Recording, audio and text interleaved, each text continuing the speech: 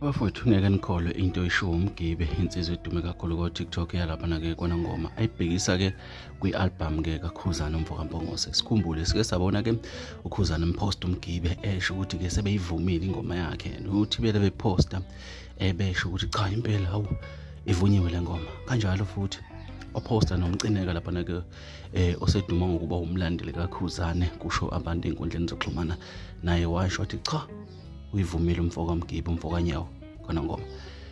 Jikiti uMgibe ke wenze ivideo la khona ke echaza kabanzi ukuthi cha unazi impela ayithandele zothu kodwa ke ekamambathi ingane hayi ingenhla kuthi uKhuzana kufanele ayoguqa ngamadolo ayosho ukuthi cha uyinkosi emthandeni akusho mina kusho ke uMgibe insizwa kaNongoma.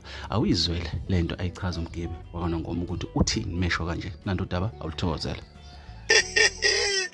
Webafowethu ngithi mina akasibongeni nomuntu owakhamba ne-idea yokuthi akuvalwe ama-CD angasathengwa.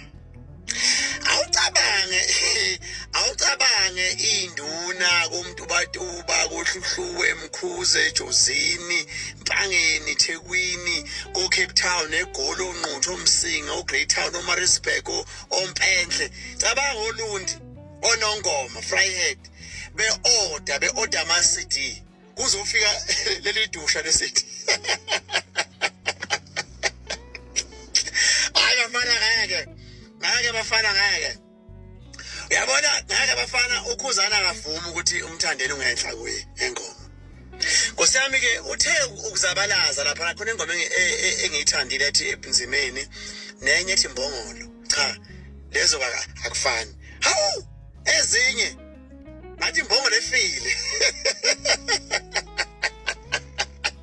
Hayi bafana ekamambatha ayivunye bafana ingenhla.